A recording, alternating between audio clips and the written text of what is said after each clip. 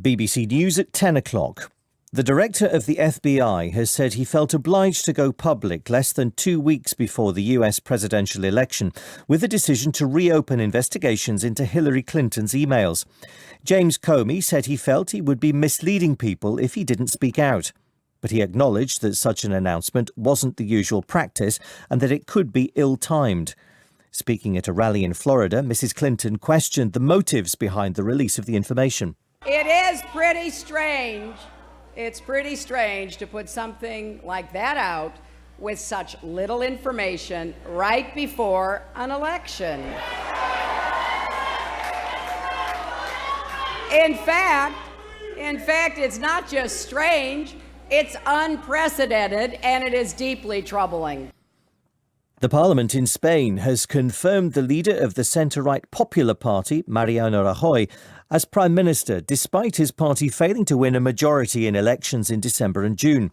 Legislators voted to allow the formation of a minority government after the opposition Socialist Party ordered its members to abstain, breaking a political deadlock that lasted for 10 months. The French President François Hollande says he wants Britain to take 1,500 children who had been in the jungle migrant camp in Calais. The British government said it remained committed to working with the French, and several hundred more children would arrive in the UK in the coming weeks. Firefighters in Exeter have managed to bring a blaze at the historic Royal Clarence Hotel under control, but the building has been gutted. The fire started yesterday morning in a nearby building and was made worse by a ruptured gas main. Thieves have stolen 39 accordions valued at £130,000 from a music shop in Berkshire. The owners of the store in Sunningdale said the thieves knew what they were doing as all the cheaper accordions had been left behind. BBC News. This is BBC Radio 4. Now, our Fright Night special, Ira Levin's urban gothic tale Rosemary's Baby, which was adapted by Roman Polanski into the award-winning film starring Mia Farrow. It's New York in 1967, and science has trumped God. The new religion for aspiring young couples is acquiring property on the right side of Manhattan. But in this new godless world, evil lurks everywhere. The reader is Kim Cattrall.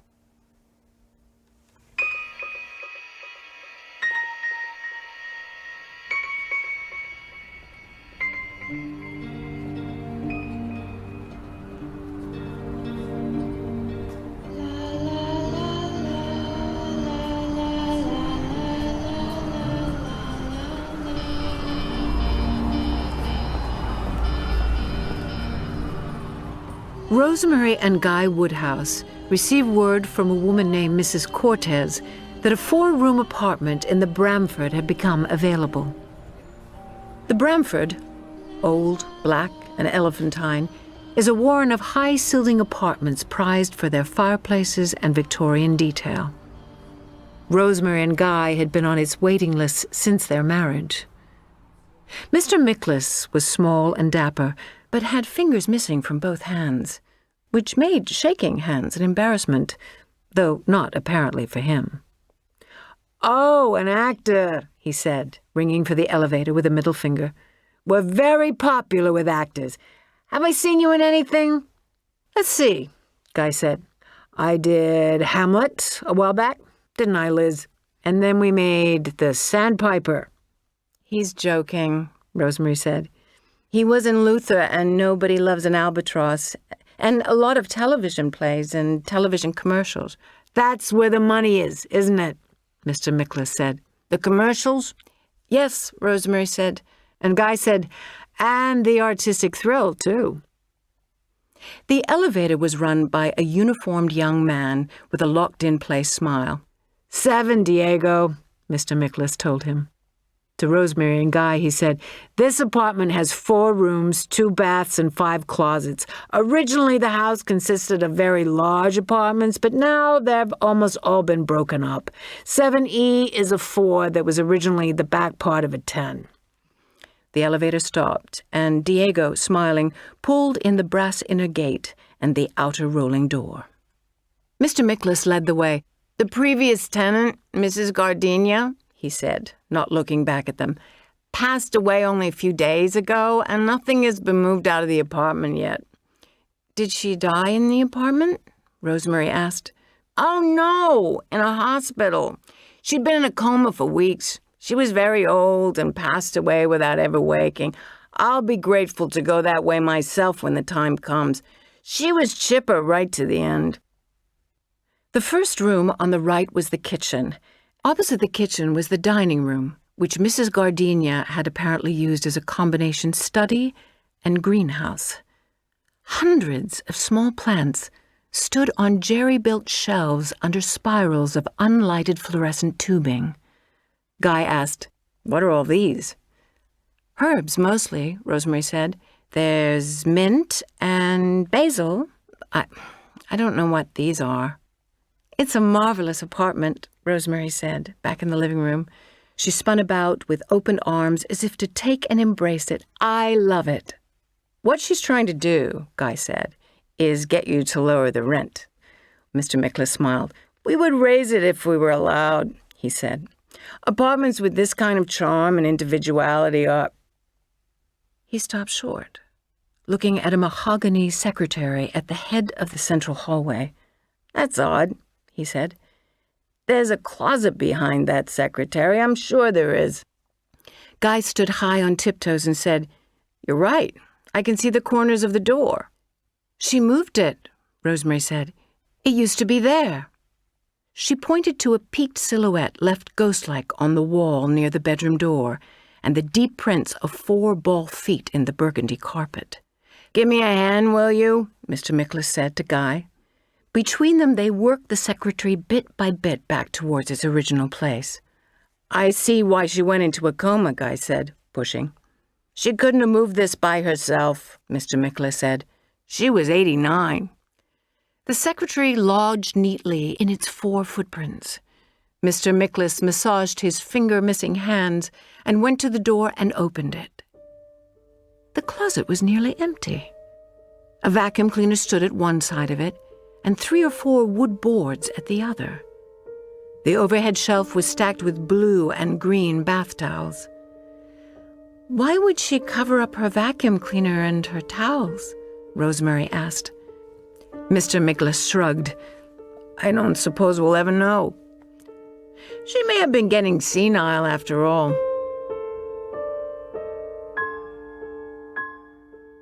Hutch, surprisingly, tried to talk them out of it, on the grounds that the Bramford was a danger zone. When Rosemary had first come to New York in June of 1962, she had joined another Omaha girl and 2 girls from Atlanta in an apartment on Lower Lexington Avenue. Hutch lived next door. His name was Edward Hutchins. He was English. He was 54. Under 3 different pen names, he wrote 3 different series of boys' adventure books. Rosemary was the youngest of 6 children, the other 5 of whom had married early and made homes close to their parents. In New York, Rosemary felt guilty and selfish, and Hutch bucked her up with strong teas and talks about parents and children and one's duty to oneself. Now, every month or so, Rosemary and Guy had dinner with Hutch, either in their apartment or, when it was his turn, in a restaurant. They had given his name to Mrs. Cortez on Tuesday afternoon as one of the 3 references she had asked for. "I was tempted to say that you were drug addicts," he said, "or something equally repellent to managers of apartment houses." They asked why. "I don't know whether or not you know it," he said, buttering a roll, "but the Bramford had rather an unpleasant reputation early in the century. It's where the Trench sisters performed their little dietary experiments. Adrian Marcato lived there, too." "Who were the Trench sisters?" Guy asked. And Rosemary asked, "Who was Adrian Marcato?" "The Trench sisters were 2 proper Victorian ladies who were occasional cannibals. They cooked and ate several young children, including a niece."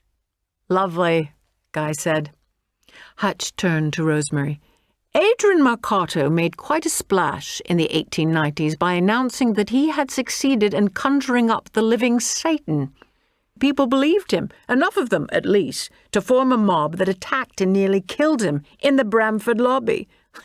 "You're joking." I'm quite serious. Now it's acquired a bit of a grand old apartment house prestige, but in the 1920s, it was called Black Bramford. The waiter placed their appetizers. Rosemary looked questioningly at Guy.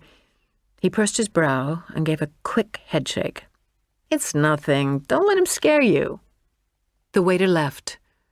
Over the years, Hutch said, the Bramford has had far more than its share of ugly and unsavory happenings, nor have all of them been in the distant past. In 1959, a dead infant was found wrapped in newspaper in the basement.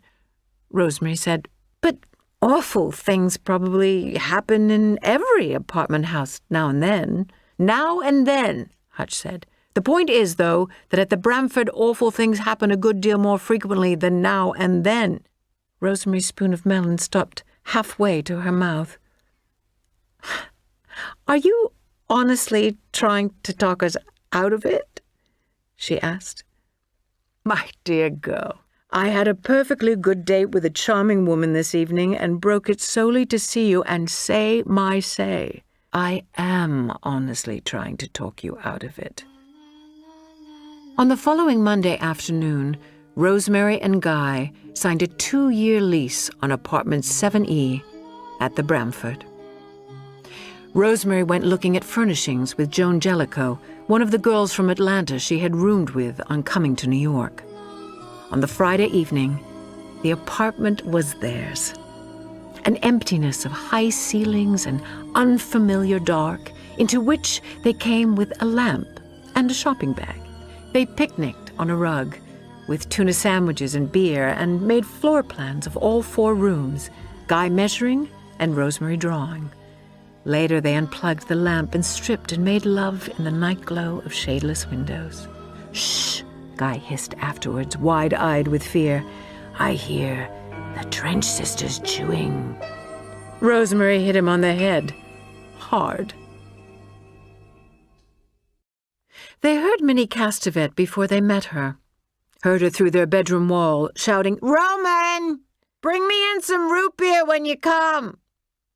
Almost every night she could be heard from the apartment, which Rosemary and Guy came to realize had originally been the bigger front part of their own. On Saturday night, the Castevets had a party, with a dozen or so people talking and singing. Guy fell asleep easily, but Rosemary lay awake until after 2, hearing flat, unmusical singing and a flute or clarinet that piped along beside it. The only time Rosemary remembered Hutch's misgivings and was made uneasy by them was when she went down to the basement every 4th day or so to do the laundry. It was here, Rosemary would remember, that a dead baby wrapped in newspaper had not so long ago been found. One afternoon, when she and Guy had been in the Bramford a little over 2 weeks, Rosemary was sitting in the laundry room reading The New Yorker and waiting to add softener to the rinse water when a girl her own age came in. I'm Terry Giannoffrio, she said. Rosemary smiled and shook hands. I'm Rosemary Woodhouse. We're new tenants here. Have you been here long? I'm not a tenant at all, the girl said. I'm just staying with Mr. and Mrs. Castevet up there on the 7th floor. I'm their guest, sort of, since June. Oh, you know them? No, Rosemary said, smiling, but our apartment is right behind theirs and used to be the back part of it. Oh, for goodness sake, the girl said. You're the party that took the old lady's apartment. The old lady who died? Gardenia. That's right. She was a good friend of the Castevets. She used to grow herbs and things and bring them in for Mrs. Castevet to cook with. And now that she's dead, Mrs. Castevet got a miniature greenhouse in the kitchen and grows things herself. Glass crashed somewhere in the basement. A bottle smashing, or a window pane. Yow, Terry said. Rosemary hunched her shoulders and looked uneasily towards the laundry room's doorway. I hate this basement, she said. Me too, Terry said. I'm glad you're here. If I was alone now, I'd be scared stiff. Listen, we could come down together regular. Your door is by the service elevator, isn't it? I could ring your bell and we could come down together. That would be great, Rosemary said. I hate coming down here alone. Terry laughed happily, seemed to seek words, and then, still laughing, said, I've got a good luck charm. They'll maybe do for both of us. She pulled away the collar of her blouse and showed Rosemary a silver filigree ball a little less than an inch in diameter. Oh, that's beautiful, Rosemary said. Isn't it? Mrs. Castevet gave it to me the day before yesterday. It's 300 years old. She grew the stuff inside it in the little greenhouse. It's good luck. Or anyway, it's supposed to be. Rosemary looked more closely at the charm Terry held out between thumb and fingertip. It was filled with a greenish-brown, spongy substance that pressed out against the silver open work. A bitter smell made Rosemary draw back. Terry laughed again. I'm not mad about the smell either. I hope it works. It's beautiful. I've never seen anything like it. It's European, Terry said. The Castevets are the most wonderful people in the world, bar none. They picked me up off the sidewalk. And I mean that literally. You were sick? Rosemary asked. That's putting it mildly, Terry said. I was starving and on dope and doing a lot of other things. And Mr. and Mrs. Castevet completely rehabilitated me. They give me all kinds of health food and vitamins. They even have a doctor come give me regular checkups. It's because they're childless. I'm like the daughter that they never had, you know? Terry dropped the filigree ball back into her blouse. There aren't many like Mr. and Mrs. Castevet, she said. I would be dead right now if it wasn't for them. That's an absolute fact, dead or in jail. Guy was home, eating a bag of Fritos and watching a Grace Kelly movie.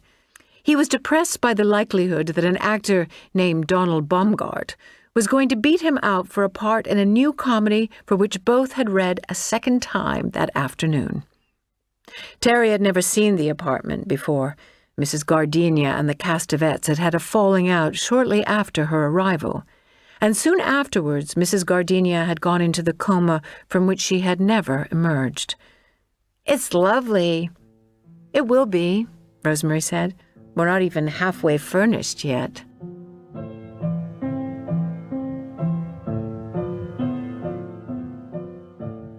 On Friday night, the 17th of September, Rosemary and Guy went to a party on West 48th Street. The night was mild and balmy, and they walked.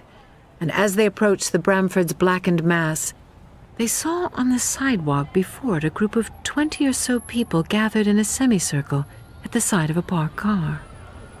2 police cars waited double parked, their roof lights spinning red. Rosemary and Guy walked faster, hand in hand, their senses sharpening. The roof of the car, a Volkswagen, was crumpled to the side. The windshield was crazed with a million fractures. Dead, someone said. And someone else said, I look up and I think it's some kind of a big bird zooming down like an eagle or something.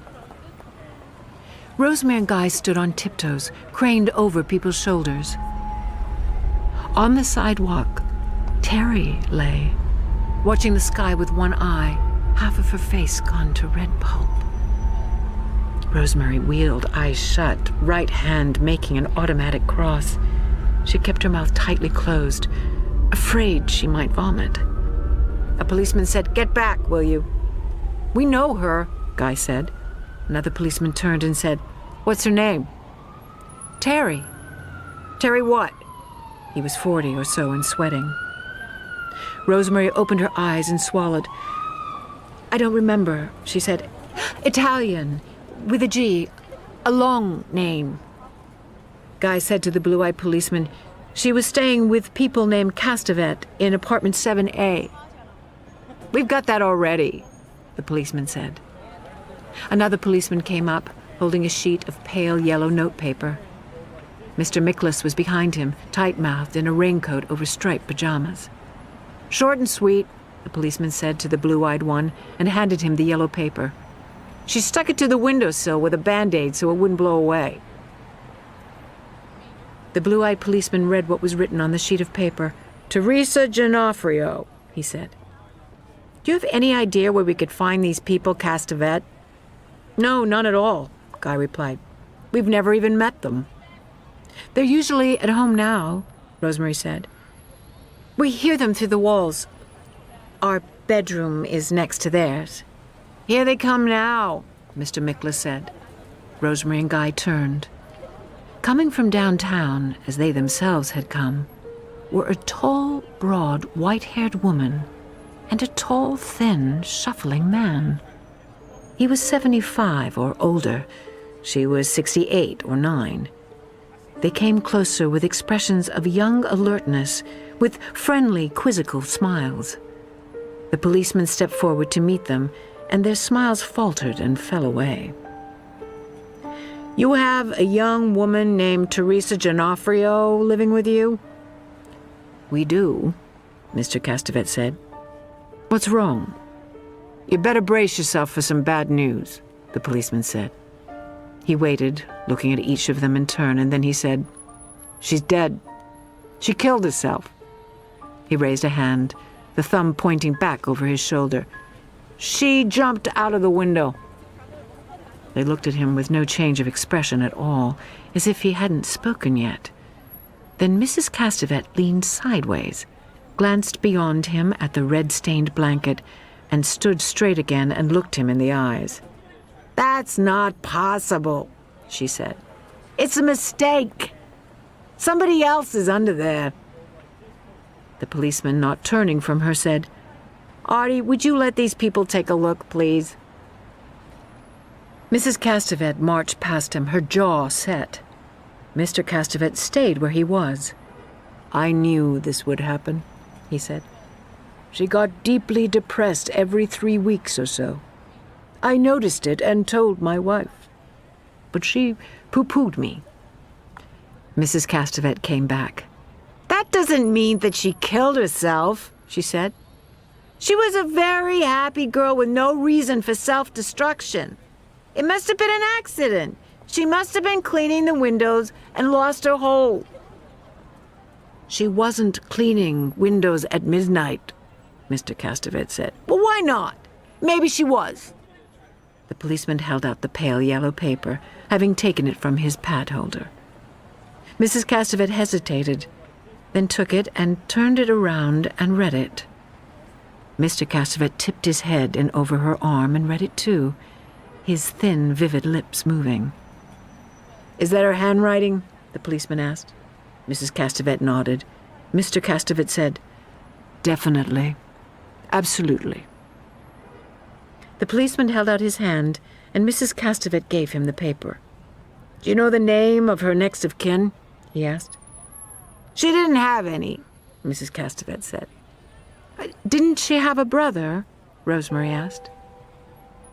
Mrs. Castevet put on her glasses and looked at her. Mr. Castevet looked up from the ground, his deep-socketed eyes glinting under his hat brim. Did she? The policeman asked. She said she did, Rosemary said. She mentioned him to me the other day in the laundry room. I'm Rosemary Woodhouse. Guy said, We're in 7E. I feel just the way you do, Mrs. Castevet, Rosemary said. She seemed so happy and full of good feelings about the future. She said wonderful things about you and your husband. On the following Monday morning, the doorbell rang. The peephole showed Mrs. Castevet, white hair in curlers under a blue and white kerchief. Rosemary opened the door and said, Hello, how are you? Mrs. Castevet smiled bleakly. Fine, she said. May I come in for a minute? Yes, of course, please do. Rosemary stood back against the wall and held the door wide open. A faint, bitter smell brushed across her as Mrs. Castevet came in. The smell of Terry's silver good luck charm filled with spongy greenish brown. Stopping between the doorways of the den and the kitchen, she turned and put on her neck-chained glasses and smiled. I just came over to thank you, she said, for saying those nice things to us the other night. Please, there's no reason to thank me, Rosemary said. All I did was tell you what she said to me. A lot of people wouldn't have bothered, Mrs. Castevet said. She was cremated yesterday morning with no ceremony. That's the way she wanted it. Now we have to forget and go on. What does your hubby do? Rosemary told her. I knew it, Mrs. Castevet said. I said to Roman yesterday, he's so good-looking, I bet he's a movie actor. What movies was he in? No movies, Rosemary said. He was in 2 plays called Luther and Nobody Loves an Albatross and does a lot of work in television and radio. Listen, Rosemary, Mrs. Castevet said. I've got a 2-inch thick sirloin steak sitting defrosting right this minute, and half of it's going to go to waste with just Roman and me there to eat it. Why don't you and Guy come over and have supper with us tonight? What do you say? Guy came home at 2:30 in a bad mood. He had learned from his agent that, as he had feared, Donald Baumgart had won the part he had come within a hair of getting. Even if it folds, Guy said, it's the kind of part that gets noticed. You'll see. He'll get something else right after. Mrs. Castevet was here this morning, Rosemary said, to thank me for telling them that Terry was grateful to them. She invited us to have dinner with them this evening, she said, and looked at Guy. Honey, if we get friendly with an old couple like that, we're never going to get them off our necks. I told her that she could count on us, Rosemary said. The foyer opened on a living room easily twice the size of Rosemary and Guy's, but otherwise much like it. Mrs. Castevet seated them on the settee, and as they sat, Mr. Castevet came in, holding in both hands a small tray on which 4 cocktail glasses ran over with clear pink liquid. A bell pinged in the kitchen. "Steak's ready," Mrs. Castevet said. "Don't rush your drinks now. Take them along to the table. Roman, take your pill." "It will end on October the 3rd, Mr. Castevet said. "No pope ever visits a city where the newspapers are on strike." "I heard on TV that he's going to postpone and wait till it's over," Mrs. Castevet said. Guy smiled. "Well, that's showbiz." Mr. and Mrs. Castevet laughed, and Guy along with them. Rosemary smiled and cut her steak. It was overdone and juiceless, flanked by peas and mashed potatoes under flour-laden gravy. Still laughing, Mr. Castevet said, "That's just what it is, showbiz. The costumes, the rituals, every religion, not only Catholicism.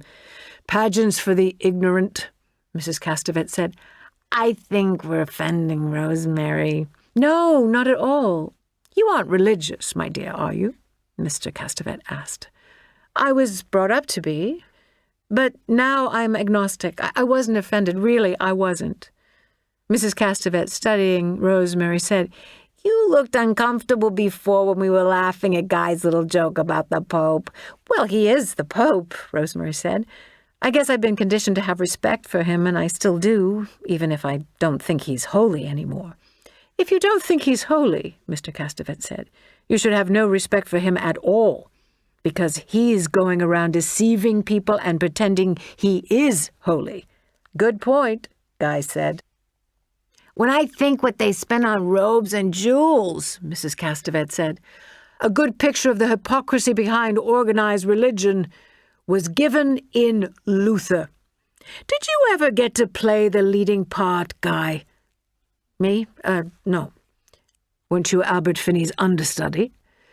"No. I covered 2 of the smaller parts." "Oh, that's strange. I remember being struck by a gesture you made and checking in the program to see who you were, and I could swear you were listed as Finney's understudy." "What gesture did you mean?" Guy asked. "I'm not sure now. A movement of your... I used to do a thing with my arms when Luther had the fit, a sort of involuntary reaching." "Exactly. That's just what I meant. It had a wonderful authenticity to it. I'd be most curious to see what you would have done with the part." Laughing, Guy said, "That makes 2 of us," and cast a bright-eyed glance at Rosemary. She smiled back, pleased that Guy was pleased. My father was a theatrical producer, and my early years were spent in the company of such people as Mrs. Fisk and Forbes Robertson, Otis Skinner, and Modjeska. You have a most interesting inner quality, Guy. It should carry you very far indeed, provided, of course, that you get those initial breaks upon which even the greatest actors are to some degree dependent. Are you preparing for a show now? I'm up for a couple of parts. I can't believe that you won't get them. They left at 10:30, saying goodbye, Roman, and thank you, Minnie, and shaking hands with an enthusiasm and an implied promise of more such evenings together.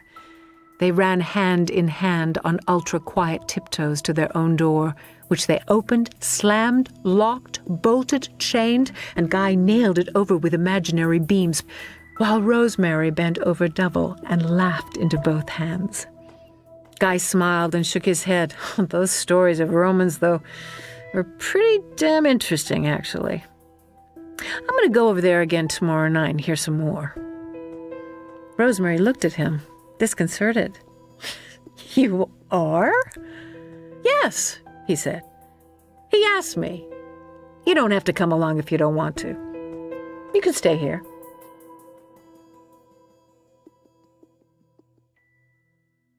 The following evening after dinner, Guy went over to the Castevets. Rosemary was debating whether to work on the window seat cushions when the doorbell rang. It was Mrs. Castevet, and with her another woman, short, plump, and smiling. Hi, dear. We're not bothering you, are we? Mrs. Castevet said when Rosemary had opened the door. This is my dear friend, Laura Louise McBurney. She lives up on 12. Laura Louise, this is Guy's wife, Rosemary. Hello, Rosemary. Welcome to the Bram. Laura Louise just met Guy over at our place, and she wanted to meet you, too. So we came on over. Guy said you were staying in and not doing anything. Can we come in? With resigned good grace, Rosemary showed them into the living room. Before I forget, Mrs. Castevet said, this is for you, from Roman and me. She put a small packet of pink tissue paper into Rosemary's hand, with a hardness inside it. It's just a little present is all, Mrs. Castevet said, dismissing Rosemary's puzzlement with quick hand waves, for moving in. But there's no reason for you to... Rosemary unfolded the leaves of used-before tissue paper. Within the pink was Terry's silver ball charm. The smell of the ball's filling made Rosemary pull her head away. It's real old, Mrs. Castevet said. Over 300 years. The green inside is called tannis root. It's good luck. Not for Terry, Rosemary thought, and said, It's lovely, but I can't accept such a... You already have, Mrs. Castevet said. A day or two later, Guy brought home a pair of tickets for the Saturday night performance of The Fantastics, given to him, he explained, by Dominic, his vocal coach. Guy had seen the show years before when it first opened. Rosemary had always been meaning to see it. Go with Hutch, Guy said. It'll give me a chance to work out the wait until dark scene. Hutch had seen it too, though, so Rosemary went with Joan Jellicoe. When Rosemary came home, Guy was coming out of the shower, more vivacious and there than he had been all week. How had the scene gone? Great. He had it down cold. Damn that tannis root, Rosemary said. The whole bedroom smelled of it. She got a piece of aluminum foil from the kitchen and wound the charm in a tight triple wrapping, twisting the ends to seal them. It'll probably lose its strength in a few days, Guy said. They made love, and later, through the wall, Rosemary heard a party in progress at Minnie and Roman's. The same flat, unmusical singing she had heard the last time, almost like religious chanting, and the same flute or clarinet weaving in and around and underneath it.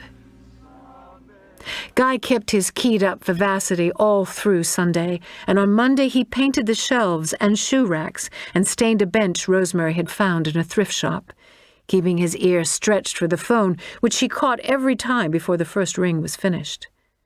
At 3 p.m, it rang again, and Rosemary heard him say, "Oh, God, no." Oh, a poor guy. She went to the bedroom door. He was sitting on the bed, the phone in one hand and a can of red devil paint remover in the other. He didn't look at her. And they don't have any idea what's causing it, he said. My God, that's awful, just awful. He listened and straightened as he sat. Yes, I am, he said. And then, yes, I would. I'd hate to get it that way, but I'm sure there won't be any problem, Mr. Weiss, not as far as we're concerned. He hung up and shut his eyes. He sat motionless, his hand staying on the phone. Guy? He opened his eyes and looked at her. What is it? She asked. He blinked and came alive. Donald Baumgart. He's gone blind. He woke up yesterday and he can't see. Oh, no. He tried to hang himself this morning. He's in Bellevue now, under sedation. They looked painfully at each other. I've got the part. It's a hell of a way to get it. He looked at the paint remover in his hand and put it on the night table. Listen, I gotta get out and walk around. I understand, go ahead, Rosemary said, standing back from the doorway. He went as he was, down the hall and out the door, letting it swing close after him with its own soft slam. She went into the living room, thinking of poor Donald Baumgart and lucky Guy. Kneeling on a window seat, Rosemary looked out the side of its bay and watched the building entrance far below, waiting to see Guy come out. She waited and watched, but he didn't come out. He must have used the 55th Street entrance.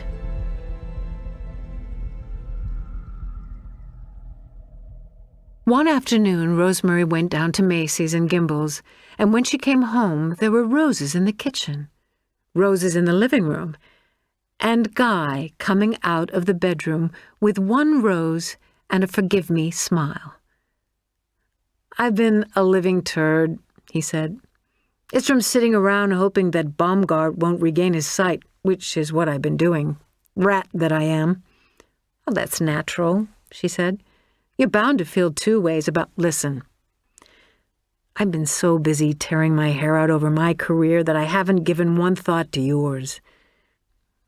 Let's have a baby, okay? Let's have 3. One at a time. She looked at him. Do you mean it? She asked. Sure, I mean it, he said. I even figured out the right time to start. Next Monday and Tuesday. Red circles on the calendar, please.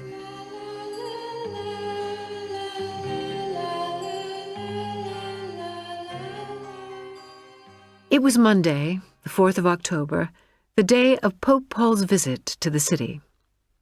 Guy came home late, after 6. They were halfway through swordfish steaks when the doorbell rang. Shit, Guy said. He got up, tossed down his napkin, and went to answer it. Rosemary cocked her head and listened. The door opened, and Minnie said, Hi, Guy, and more that was unintelligible. Oh, no, Rosemary thought. Don't let her in, Guy. Not now, not tonight. The door closed and was chained. Oh, good. And bolted. Good. Guy sidled into the archway, smiling smugly, and coming towards the table brought forth 2 white custard cups. Mousse au chocolat, he said, or chocolate mouse, as Minnie calls it. Of course, with her it could be chocolate mouse, so eat with care. The cups were filled with peaked swirls of chocolate. Guy's was topped with a sprinkling of chopped nuts, and Rosemary's with a half walnut. It's sweet of her, really, Rosemary said. We shouldn't make fun of her. You're right, Guy said. The mousse was excellent, but it had a chalky undertaste that reminded Rosemary of blackboards in grade school. Guy tried, but could find no undertaste at all. The first wave of dizziness caught Rosemary at the kitchen sink. She swayed for a moment, then blinked and frowned. Guy in the den said, He isn't there yet. Jeez, what a mob. The Pope at Yankee Stadium. I'll be in a minute, Rosemary said. The second wave came as she was hanging up the dish towel. It lasted longer, and this time the room turned slowly around and her legs almost slewed out from under her. She hung onto the edge of the sink. When it was over, she said, "Oh, boy," and added up 2 Gibsons, 2 glasses of wine, and 1 creme de menthe. No wonder. She made it to the doorway of the den and kept her footing through the next wave by holding onto the knob with one hand and the jam with the other. "What is it?"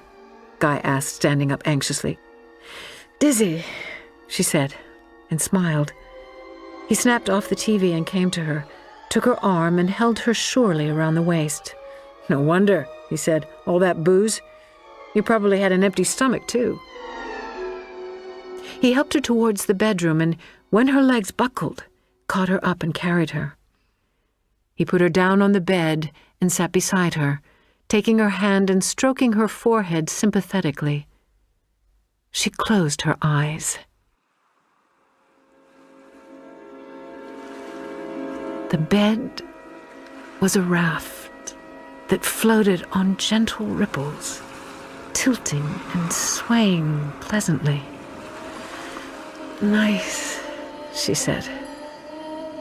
"Sleep is what you need," Guy said. "A good night's sleep. We have to make a baby. We will. Tomorrow. There's plenty of time. Just a nap," she said, and was sitting with a drink in her hand on President Kennedy's yacht. It was sunny and breezy. A perfect day for a cruise. Guy had taken off the top of her pajamas. "Why are you taking them off?" she asked. "To make you more comfortable," he said. He undid the snaps at her side and slowly drew off the bottoms. Now she had nothing on at all except a red bikini. But the other women on the yacht, Jackie Kennedy, Pat Lawford, and Sarah Churchill, were wearing bikinis too. So it was all right. Oh, thank goodness. Guy was taking off her wedding ring. She wondered why, but was too tired to ask. Below was a huge ballroom. In the center was a bed. She went to it and lay down, and was suddenly surrounded by naked men and women, 10 or a dozen, with Guy among them. They were elderly, the women grotesque and slack-breasted. Minnie and her friend Laura Louise were there, and Roman in a black mitre and a silk robe. With a thin black wand, he was drawing designs on her body, dipping the wand's point in a cup of red. The point moved back and forth across her stomach and down ticklingly to the insides of her thighs. The naked people were chanting, flat, unmusical, foreign-tongued syllables, and a flute or clarinet accompanied them. "She's awake. She sees," Guy whispered to Minnie. He was large-eyed, tense. "She don't see," Minnie said. "As long as she ate the mouse, she can't see nor hear. She's like dead. Now sing." Jackie Kennedy came into the ballroom in an exquisite gown of ivory satin embroidered with pearls. "You better have your legs tied down," Jackie said, "in case of convulsions." "Yes, I suppose so," Rosemary said. She watched with interest as white-smocked interns tied her legs, and her arms too, to the 4 bedposts. Then Guy began making love to her. She opened her eyes and looked into yellow furnace eyes, smelled sulfur and tannis root, felt wet breath on her mouth, heard lust grunts and the breathing of onlookers. This is no dream. This is real. This is happening. "Hey, it's after 9, Guy said, shaking her shoulder. She turned back over and raised herself on her arms, looking at Guy. He had pajamas on.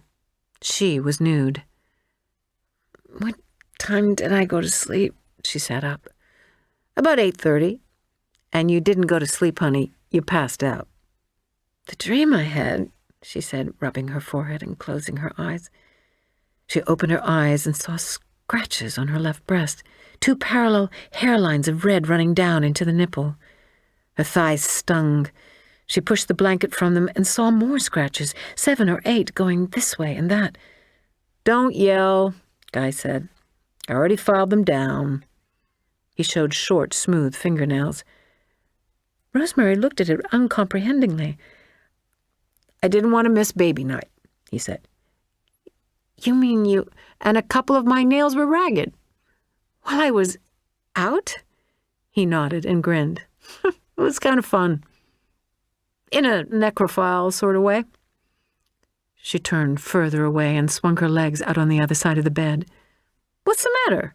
Guy asked. Rosemary made an appointment with an obstetrician and, on Thursday, the 28th of October, went to see him. His name was Dr. Hill. He had been recommended to her by a friend. He was younger than Rosemary had expected, and he looked a little bit like Dr. Kildare on television. She liked him. He asked her questions slowly and with interest, examined her, and sent her to a lab on 60th Street, where a nurse drew blood from her right arm. He called the next afternoon at 3:30. "Mrs. Woodhouse? Dr. Hill?" "Yes." "Congratulations." "Really?" "Really." She sat down on the side of the bed, smiling past the phone. "What happens now?" she asked. "The lab would like another blood sample. Could you drop by here tomorrow or Monday and let them have it?" "Yes, of course," Rosemary said. "What for?"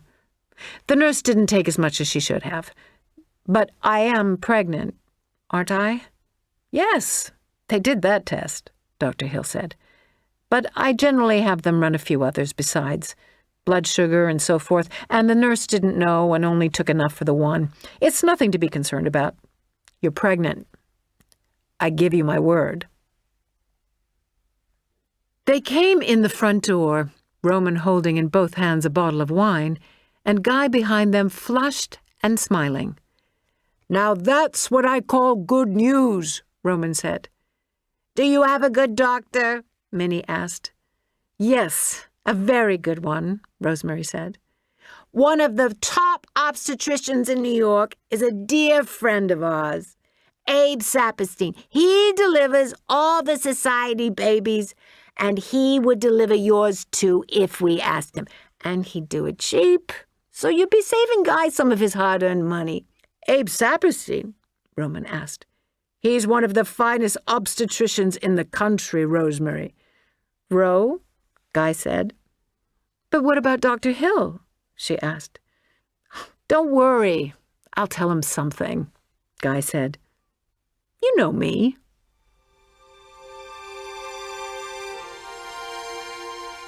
That night, Rosemary was too fired with joy and wonder to fall asleep quickly. Within her, under the hands that lay on her stomach, a tiny egg had been fertilized by a tiny seed. Oh, miracle! It would grow to be Andrew or Susan. A fire engine screamed by. Oh, there were so many dangers to worry about. If only prayer was still possible. How nice it would be to hold a crucifix again and have God's ear. Ask him for safe passage through the 8 more months ahead. Suddenly, she remembered the good luck charm, the ball of tennis root, and, foolish or not, wanted it. No, needed it around her neck. She slipped out of bed, tiptoed to the vanity, and freed it from its aluminum foil wrapping. The smell of the tennis root had changed. It was still strong, but no longer repellent. She put the chain over her head.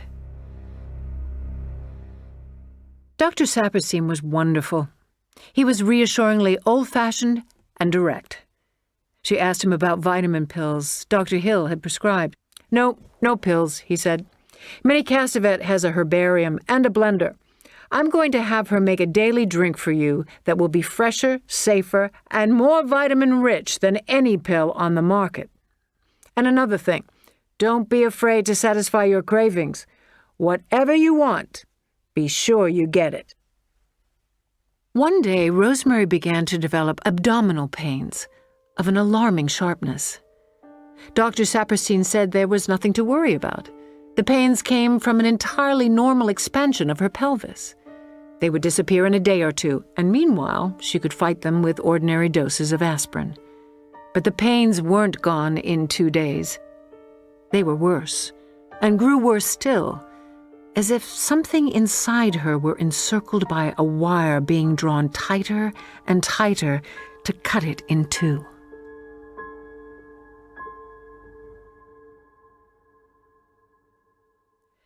One afternoon in December, while Guy was doing a Pall Mall commercial, Hutch called. When he saw her, he stared and said, "What's wrong with you?" "Do I look that bad?" She took his coat and hat and hung them away, smiling a fixed, bright smile. "You look terrible. What is it? Have you seen a doctor?" "I suppose I might as well tell you," Rosemary said. "I'm pregnant. I'm in my 3rd month." Hutch looked at her, nonplussed. "That's ridiculous," he said. "Pregnant women gain weight. They don't lose it. And they look healthy, not— There's a slight complication," Rosemary said, leading the way into the living room. "I have stiff joints or something. So I have pains that keep me awake most of the night. Well, one pain, really. It just sort of continues. It's not serious, though. It'll probably stop any day now." Hutch sat in Guy's easy chair. "Well, congratulations," he said doubtfully. "Who's your obstetrician?" "His name is Abraham Saperstein. I know him. Or of him. He delivered 2 of Doris's babies." Doris was Hutch's elder daughter. "He's one of the best in the city," Rosemary said. "How much weight have you lost?" "Only 3 pounds. Nonsense, you've lost far more than that. You look as if you've been drained by a vampire. Are you sure there aren't any puncture marks?" Rosemary smiled. "Well," Hutch said, leaning back and smiling too, "we'll assume that Dr. Saperstein knows whereof he speaks. God knows he should. He charges enough. Guy must be doing sensationally." "He is," Rosemary said. "But we're getting bargain rates. Our neighbors, the Castevets, are close friends of his." The doorbell rang. It was Roman, looking slightly winded. Rosemary smiled and said, "I mentioned your name 2 seconds ago." "In a favorable context, I hope," he said. "Do you need anything from outside? Minnie is going down in a while, and our house phone doesn't seem to be functioning." "No, nothing," Rosemary said. "Thanks so much for asking." Roman glanced beyond her for an instant, and then, smiling, asked if Guy was home already. "No, he won't be back until 6 at the earliest," Rosemary said, and because Roman's pallid face stayed waiting with its questioning smile, added, "A friend of ours is here." The questioning smile stayed. She said, "Would you like to meet him?" "Yes, I would," Roman said, "if I won't be intruding." "Of course you won't," Rosemary showed him in. He passed close to her, and she noticed for the first time that his ears were pierced. She followed him to the living room archway. "This is Edward Hutchins," she said, and to Hutch, who was rising and smiling, "This is Roman Castevet." She explained to Roman, "I was telling Hutch that it was you and Minnie who sent me to Dr. Saperstein." The 2 men shook hands and seated themselves. Rosemary sat by Hutch. Roman said, "So Rosemary has told you the good news, has she?" "Yes, she has. I was a bit alarmed by her appearance, but now that I know she's in Dr. Saperstein's care, I feel considerably relieved." Rosemary said, "Mrs. Castevet makes a vitamin drink for me every day with a raw egg and milk and fresh herbs that she grows. I'll bet expectant mothers chewed bits of tannis root hundreds and hundreds of years ago when nobody ever heard of vitamins. Tannis root? Hutch said. It's one of the herbs in the drink. Or is it a herb? She looked to Roman. Can a root be a herb? But Roman was watching Hutch and didn't hear. Tannic, Hutch said. I've never heard of it. Roman said, tannis. Here, Rosemary said, drawing out her charm. It's good luck, too, theoretically. Brace yourself. The smell takes a little getting used to. She held the charm out, leaning forward to bring it closer to Hutch. He sniffed at it and drew away, grimacing. I should say it does, he said. He took the chain ball between two fingertips and squinted at it from a distance. It looks like a mold of fungus of some kind. He looked at Roman. Is it ever called by another name? Not to my knowledge, Roman said. I shall look it up and find out all about it, Hutch said. Tannis. What a pretty holder or charm or whatever it is. Where did you get it? With a quick smile at Roman, Rosemary said, The Castevets gave it to me. She tucked the charm back inside her top. Hutch said to Roman, You and your wife seem to be taking better care of Rosemary than her own parents would. We're very fond of her. And of Guy, too. He pushed against the arms of his chair and raised himself to his feet. If you'll excuse me, I have to go now, he said. My wife is waiting for me. Of course. It's a pleasure to have met you. We'll meet again, I'm sure, Roman said. Hutch was standing by the bookshelves. This room is glorious, he said. You're doing a beautiful job. I was until my pelvis intervened. Roman has pierced ears. I just noticed it for the first time. Pierced ears and piercing eyes, Hutch said. What's she like? Rosemary told him. Guy's gotten very close to them, she said. I think they've become sort of parent figures for him. And you? I'm not sure. Yet, how can I complain? You remember the power failure? 2 minutes after the lights went out, Minnie was at the door with a handful of candles. She gestured towards the mantel. Now, how can you find fault with neighbors like that? You can't, obviously, Hutch said, and stood looking at the mantel. Are those the ones? He asked. The last survivors, Rosemary said. She brought a whole month's worth. Were they all black? He asked. Yes, she said. Why? Just curious. They were sitting over cups at the kitchen table some 10 minutes later when the front door unlocked and Guy hurried in. Hey, what a surprise, he said, coming over and grabbing Hutch's hand before he could rise. How are you, Hutch? Good to see you. You're the surprise, Rosemary said. What happened? They stopped in the middle for a rewrite, the dumb bastards. We start again in the morning. Stay where you are, nobody move. I'll just get rid of my coat. He went out to the closet. Would you like some coffee? Rosemary called. Love some. Guy came back in with his hands full of packs of Pall Mall. Loot, he said, dumping them on the table. He tore a pack open and pulled one out. Hutch said, It seems congratulations are in order. Guy, lighting up, said, Rosemary told you? It's wonderful, isn't it? We're delighted. Hutch said, I met your neighbor, Roman Castevet. Oh, did you? Guy said, Funny old duck, isn't he? They drank their coffee, talking of Guy's quickening career and a trip Hutch planned to make in the spring to Greece and Turkey. It's a shame we haven't seen more of you lately, Guy said. With me so busy and Ro being the way she is, we really haven't seen anyone. Perhaps we can have dinner together soon. And Guy, agreeing, went to get his coat. Rosemary said, Don't forget to look up Tannis Root. I won't, Hutch said. Guy, holding open a coat, said, It's not mine. It must be yours. Right you are, Hutch said. Turning, he put his arms back into it. Hutch felt his pockets. Is there another one of these around? he asked, and showed them a brown fur-lined glove and felt his pockets again. Rosemary looked round at the floor, and Guy went to the closet. "I don't see it, Hutch," he said. "Nuisance," Hutch said. "I probably left it at City Centre.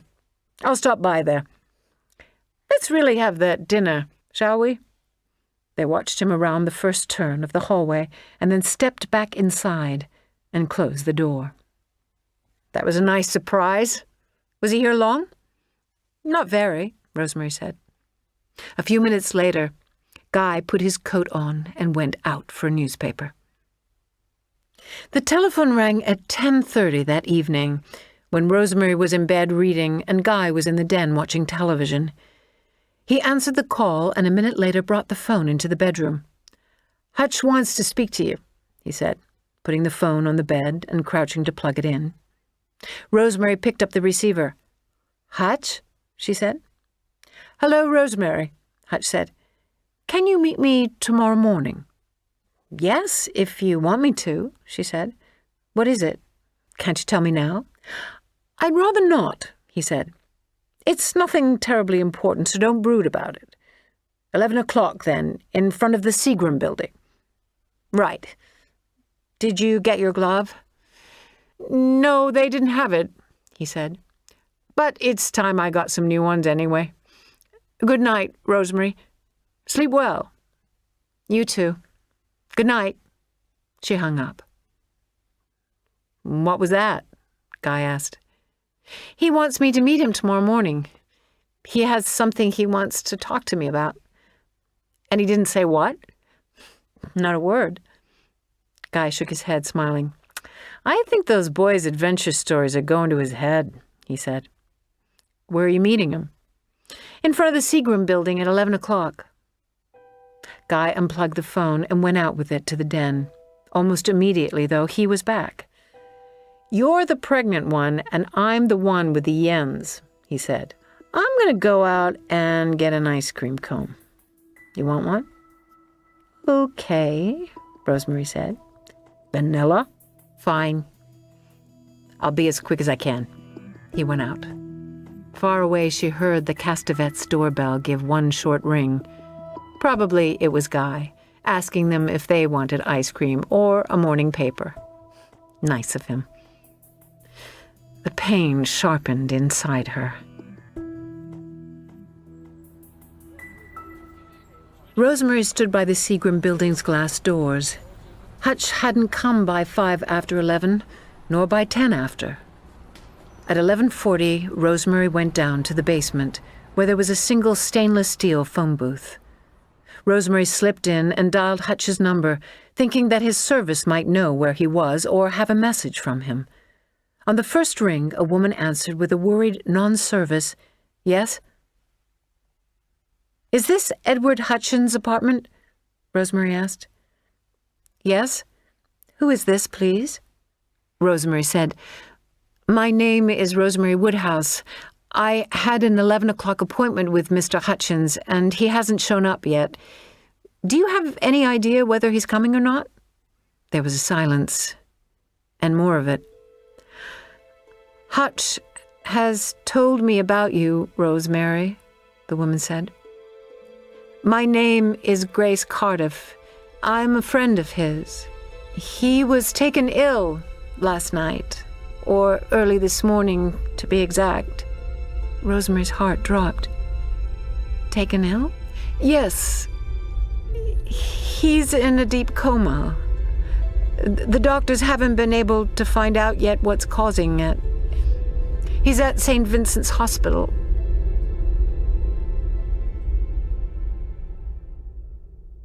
The pain grew worse, grew so grinding that something shut down in Rosemary, some center of resistance and remembered well-being, and she stopped reacting, stopped mentioning pain to Dr. Saperstein, stopped referring to pain even in her thoughts. Hutch stayed as he was, in his deep and baffling coma. Grace Cardiff called every week or so. No change at all, she would say.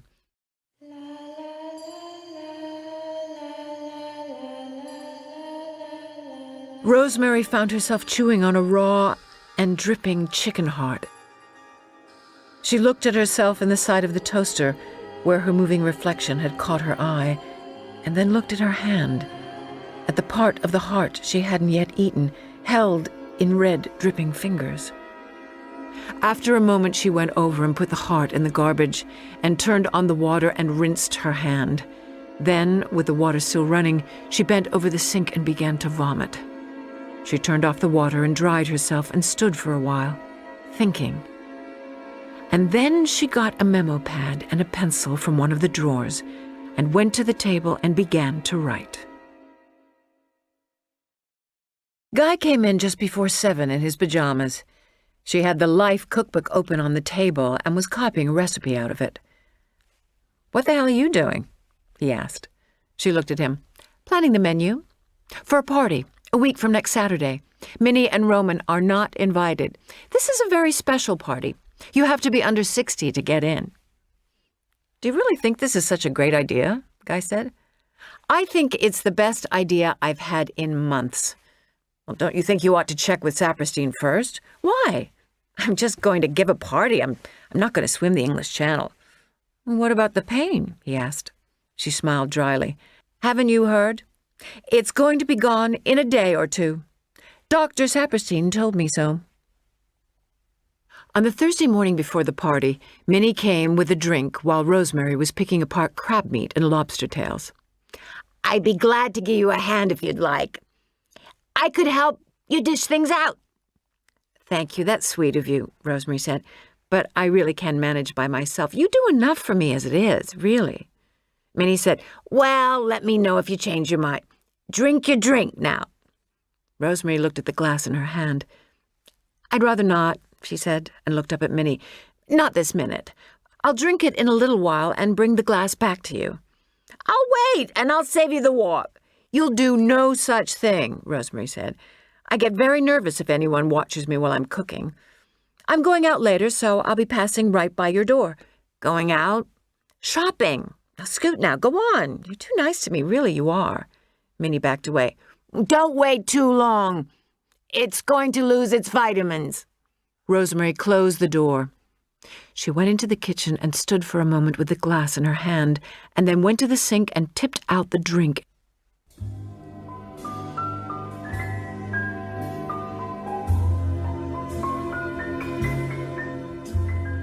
For a little while, around 9:30, it looked as if no one was going to come. But then Elise Dunstan and her husband Hugh came, and then Alan Stone, Guy's agent, and Jimmy and Tiger, and Lou and Claudia Comfort.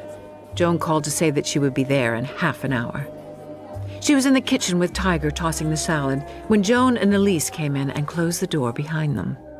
Elise said, "What did you say your doctor's name was?" "Saperstein," Rosemary said. Joan said, "And he's satisfied with your condition?" Rosemary nodded. "Claudia said you had a cramp a little while ago." "I had a pain," Rosemary said, "but it's going to stop soon. It's not abnormal." Tiger said, "What kind of a pain?" A pain. A sharp pain, that's all. It's because my pelvis is expanding and my joints are a little stiff." "Are you sure that doctor knows what he's doing?" Joan said. Rosemary began to sob, quietly and defeatedly, holding the spoons in the salad. Tears ran from her cheeks. Elise put her into a chair. Tiger took the spoons from her hands and moved the salad bowls to the far side of the table. The door started to open, and Joan ran to it and stopped and blocked it. It was Guy. "Hey, let me in," he said. "Sorry," Joan said. "Girls only." "Look, I've got glasses to wash. Use the bathroom." She shouldered the door, click closed, and leaned against it. Rosemary raised her face to them. "It hurts so much, and I'm so afraid the baby is going to die." Elise said, "When did the pain start, Rosie?" "Before Thanksgiving. November." Elise said, "In November?" Tiger said, "You've been in pain since November, and he isn't doing anything for you. He says it'll stop." Elise said, "Pain like that is a warning that something's not right. I'm sorry to scare you, Rosie, but you go see Dr. Hill. See somebody besides that that nut, Tiger said. Elise said, "It can't be right, letting you just go on suffering." "I won't have an abortion," Rosemary said. Joan leaned forward from the door and whispered, "Nobody's telling you to have an abortion. You go see another doctor. That's all." By 2:00, everyone had gone, and they were alone in the living room, with dirty glasses and used napkins and spilling over ashtrays all around. "The thing to do now," Guy said, "is move." "Guy?" "Yes?" "I'm going to Dr. Hill Monday morning." He said nothing, looking at her. "I want him to examine me," she said. "Dr. Saperstein is either lying or else he's, I don't know, out of his mind. Pain like this is a warning that something is wrong. And I'm not drinking Minnie's drink anymore," she said. "I want vitamins in pills like everybody else. I haven't drunk it for 3 days now. I've made her leave it here and I've thrown it away. I've made my own drink instead." He drew together all his surprise and anger and, pointing back over his shoulder towards the kitchen, cried it at her. "Is that what those bitches were giving you in there? Is that their hint for today? Change doctors?" "Don't call them bitches. All they said was get a second opinion." "You've got the best doctor in New York, Rosemary. I'm tired of hearing how great Dr. Saperstein is," she said, starting to cry. "When I've got this pain inside me since before Thanksgiving, and all he does is tell me it's going to stop." "You're not changing doctors," Guy said. "We'll have to pay Saperstein and pay Hill, too. It's out of the question. I'm not going to change. I'm just going to let Hill examine me and give his opinion." "I won't let you," Guy said. It's not fair to Saperstein." "Not fair to... What are you talking about? What about what's fair to me?" She stopped and stood motionless, paralyzed, no part of her moving. A tear slid on a curved path towards the corner of her mouth. "Ro," Guy said, and took a step forward, worried. "It stopped," she said. "The pain stopped," he said. "Just now." She managed to smile at him. "It stopped. Just like that."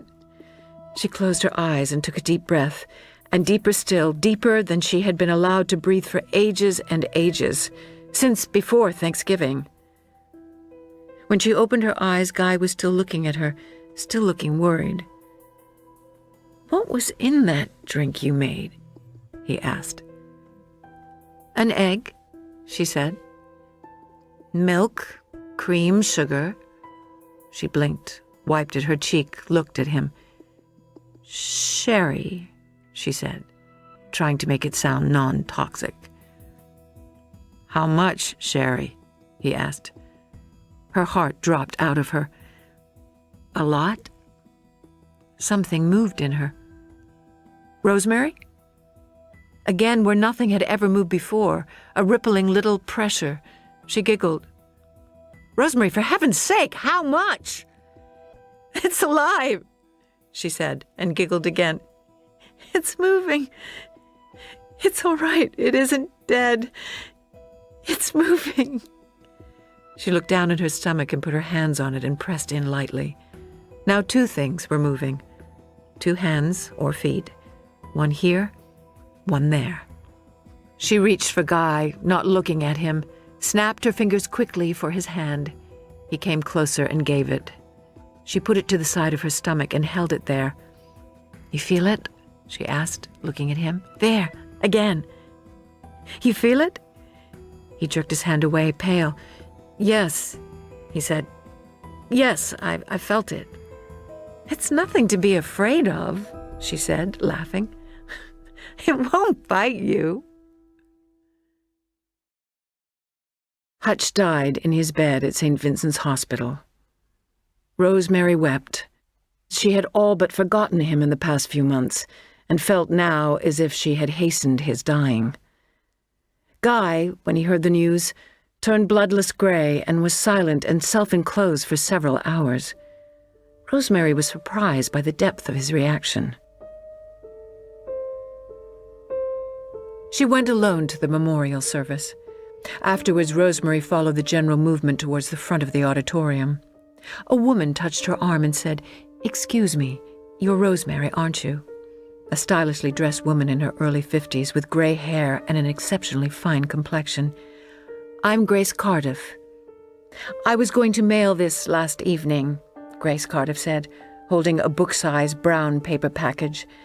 "And then I realized that I'd probably be seeing you this morning." She gave Rosemary the package. "What is it?" she asked. "It's a book Hutch wanted you to have. He was very emphatic about it." Rosemary didn't understand.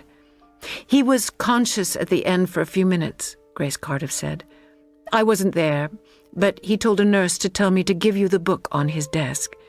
Apparently he was reading it the night he was stricken. He was very insistent, told the nurse 2 or 3 times and made her promise not to forget. And I'm to tell you that the name is an anagram." "The name of the book?" "Apparently. He was delirious, so it's hard to be sure." Grace Cardiff smiled as if she were making pleasant conversation. "It's an English book about witchcraft."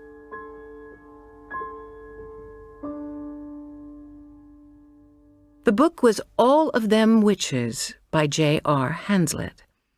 It was a black book, not new, its gold lettering all but worn away. On the flyleaf was Hutch's signature, with the inscription Torquay 1934 beneath it. Rosemary took the book into the living room, rifling its pages as she went. There were occasional photographs of respectable-looking Victorians, and in the text, several of Hutch's underlinings and marginal check marks. One underlined phrase was, "the fungus they call devil's pepper." She sat in one of the window bays and looked at the table of contents. The name Adrian Marcato jumped to her eye. It was the title of the 4th chapter. Rosemary glanced over its 20-odd pages. Marcato was born in Glasgow in 1846. He was brought soon after to New York, underlined, and he died on the island of Corfu in 1922. There were accounts of the 1896 tumult where he claimed he had called forth Satan and was attacked by a mob outside the Bramford, not in the lobby, as Hutch had said, and of similar happenings in Stockholm in 1898 and Paris in 1899. He was a hypnotic-eyed, black-bearded man who, in a standing portrait, looked fleetingly familiar to Rosemary. Overleaf, there was a less formal photograph of him sitting at a Paris cafe table with his wife, Hessia, and his son, Stephen, underlined. She flipped through the rest of the book, pausing near the end to read other underlinings. "The stubborn fact remains," one read, "that whether or not we believe, they most assuredly do." And a few pages later, "the universally held belief in the power of fresh blood," and "surrounded by candles, which, needless to say, are also black." Was this the book's meaning? That they were witches? Minnie with her herbs and Tanis charms, Roman with his piercing eyes? But there were no witches, were there? Not really. She remembered then the other parts of Hutch's message, that the name of the book was an anagram. She tried to juggle the letters in her head, to transpose them into something meaningful, revealing. She couldn't. There were too many of them to keep track of. She needed a pencil and paper, or better yet, the Scrabble set. With All of Them Witches laid out on the board, she jumped the letters and mixed them around, then looked to see what else could be made of them. It was foolishness. How could the title of a book have a hidden anagram message for her and her alone? But maybe it was the name of the author, not the book, that was the anagram. She took new letters. The baby kicked. J.R. Hazlitt was Jan Schrelt, or J.H. Snortle. Now that really made sense. She took up the board and tilted it, spilling the letters back into the box. The book, which lay open on the window seat beyond the box, had turned its pages to the picture of Adrian Marcato and his wife and son. Perhaps Hutch had pressed hard there, holding it open while he underlined Stephen. She put the board on her knees again and took from the box the letters of Stephen Marcato. When the name lay spelled before her, she looked at it for a moment and then began transposing the letters. With no false moves and no wasted motion, she made them into Roman Castevet. "What's with the chain?" Guy asked when she had let him in. "Do you know who Roman really is?" Guy looked at her, blinked, and frowned. "What do you mean, honey?" he said. "He's Adrian Marcato's son," she said. "The man who said he conjured up Satan and was attacked downstairs by a mob. Roman is his son, Stephen. Roman Castevet is Stephen Marcato, rearranged. An anagram." Guy said, "Who told you that?" "Hutch," Rosemary said. She showed him the book, and he took it and looked at it. "Ro," he said. "Are you kidding?" He laughed and gave the book back to her. "They've got a coven here. Minnie and Roman, with Laura Louise and the Fountains and the Gilmores and the Wheezes.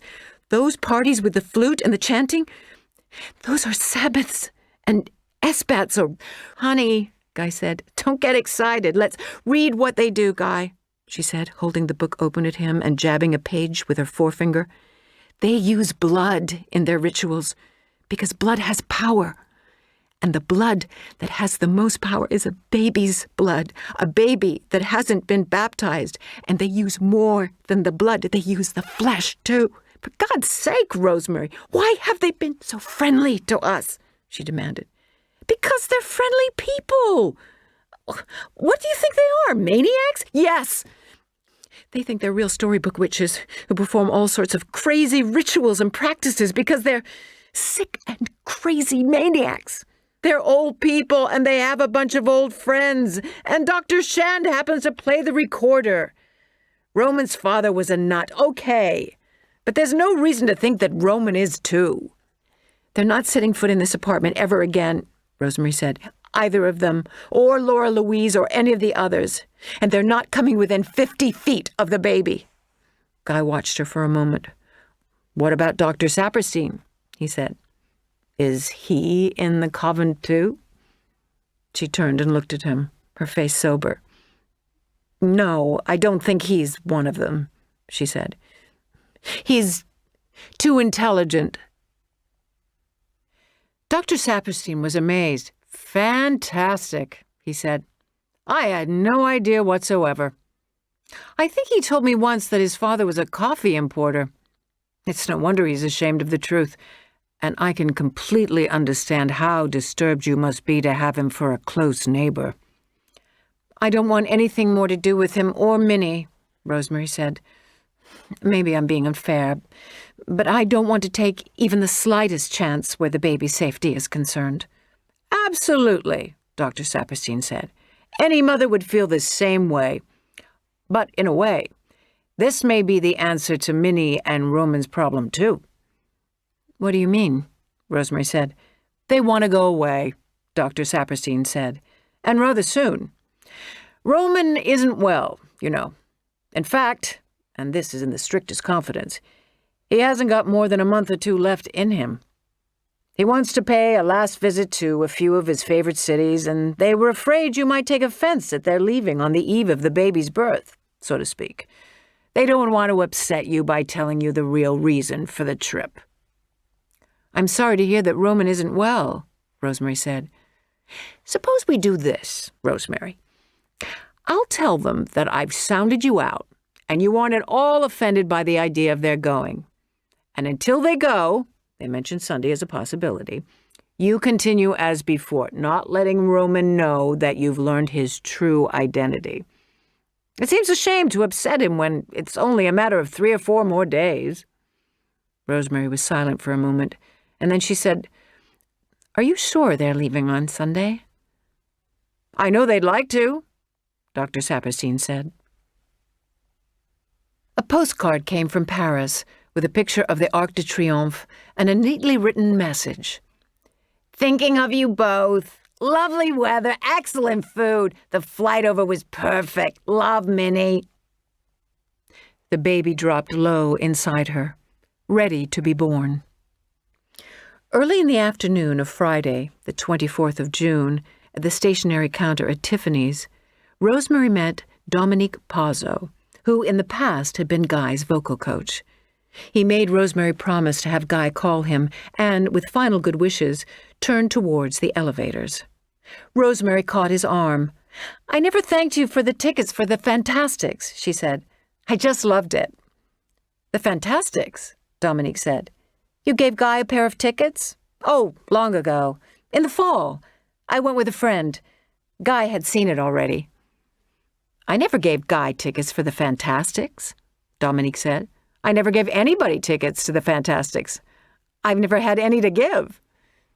It was strange, Rosemary thought, while she was waiting to cross Fifth Avenue. Guy had said that Dominique had given him the tickets. She was certain of it. She couldn't be mistaken. "Walk," the light said, and she crossed the avenue. Had he deliberately lied to her? Had he bought the tickets himself, to be free to study the scene he was working on? But there wouldn't have been any need for trickery if that had been the case. Was it a girl? No. Guy had been far too energetic and amorous to have spent the earlier part of the night with someone else. He had made unusually violent love to her, she remembered. Later, while he slept, she had heard the flute and the chanting at Minnie and Roman's. No, not the flute. Dr. Shand's record. Was Guy there that evening? At a Sabbath? A car honked at her. She was crossing 6th Avenue. For God's sake, lady! But why?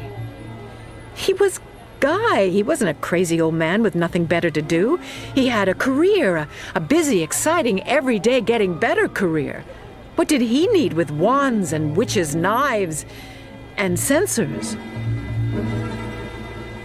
Waiting for the light at 55th Street, she tucked her handbag under her arm, unhooked the chain at the back of her neck, drew the chain and the tennis charm out of her dress, and dropped them together down through the sewer grating.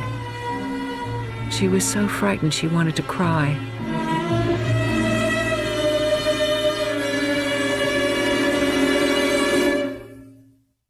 In the apartment, she called Actors Equity and got Donald Baumgart's telephone number. The phone was answered on the first ring with a quick, impatient, "Yeah." "Is this Donald Baumgart?" "That's right." "This is Rosemary Woodhouse," she said. "Guy Woodhouse's wife?" "Oh, I wanted to know how you are. If there's been any improvement?" He laughed. "Why, bless your heart. Guy Woodhouse's wife," he said. "I'm fine. I'm splendid. There's been enormous improvement.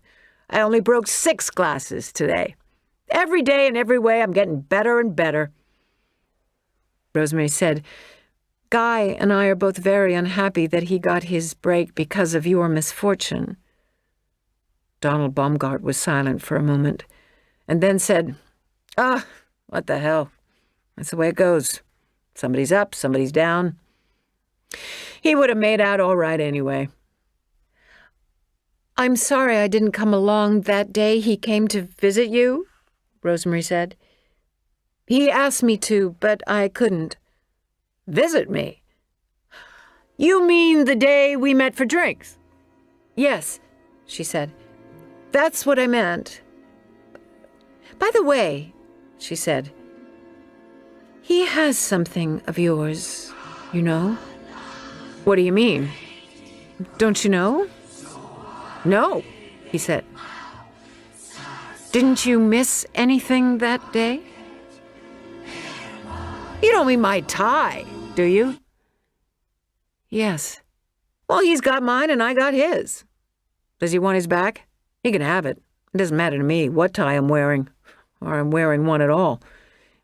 "No, he doesn't want it back," Rosemary said. "I didn't understand. I thought he had only borrowed it." "No, it was a trade. It sounded as if you thought he had stolen it. I have to hang up now, Rosemary said. I just wanted to know if there was any improvement. No, there isn't. It was nice of you to call. She hung up. It was 9 minutes after 4. She took the emergency money Guy kept under his underwear and put it into her handbag. A contraction came and went, the second of the day. She took the suitcase that stood by the bedroom door and went down the hallway and out of the apartment. Miss Lark, Dr. Saperstein's receptionist, glanced at the suitcase and said, smiling, "You aren't in labor, are you?" "No," Rosemary said, "but I have to see the doctor. It's very important." Miss Lark glanced at her watch. "He has to leave at 5, she said. "And there's Mrs. Byron." She looked over at a woman who sat reading and then smiled at Rosemary. "But I'm sure he'll see you. Sit down, and I'll let him know you're here as soon as he's free." "Thank you," Rosemary said. A woman came out of Dr. Saperstein's office. Miss Lark went in. She came out again. Mrs. Byron went into Dr. Saperstein's office and closed the door. "That smells nice," Miss Lark said, sniffing in Rosemary's direction. "What is it?" "It's called Decima," Rosemary said. "It's a big improvement over your regular, if you don't mind my saying." "That wasn't a cologne. It was a good luck charm. I threw it away." "Good," Miss Lark said. "Maybe the doctor will follow your example." Rosemary, after a moment, said, "Dr. Saperstein?" "Mm-hmm. He has the aftershave. Anyway, he has the same smell once in a while, whatever it is. And when he does, I can't come within 5 feet of him. Much stronger than yours was. Haven't you ever noticed?" "No," Rosemary said. Rosemary stood up and picked up her suitcase. "My husband is outside. I have to tell him something," she said. "I'll be back in a minute." She walked up Park to 81st Street, where she found a glass-walled phone booth. She called Dr. Hill. Dr. Hill opened the door himself. He had grown a mustache, blonde and hardly noticeable, but he still looked like Dr. Kildare. They went into his consulting room, which was a quarter the size of Dr. Saperstein's, and there Rosemary told him her story. She sat with her hands on the chair arms and her ankles crossed and spoke quietly and calmly, knowing that any suggestion of hysteria would make him disbelieve her and think her mad. "The important thing," she said, "is that they want the baby. I'm sure they do." "It certainly seems that way," Dr. Hill said, "especially in light of the interest they've taken in it right from the beginning." Rosemary could have cried. He believed her. She looked at him, staying calm and composed. He was writing. "The doctor's name is Shand, you say?" "No, Dr. Shand is just one of the group," Rosemary said. "One of the coven. The doctor is Dr. Saperstein." "Abraham Saperstein?" "Yes." "Do you know him?" "I've met him once or twice," Dr. Hill said, writing more. "Looking at him," Rosemary said, "or even talking to him, you would never think he—" "Never in a million years," Dr. Hill said, putting down his pen, "which is why we're told not to judge books by their covers.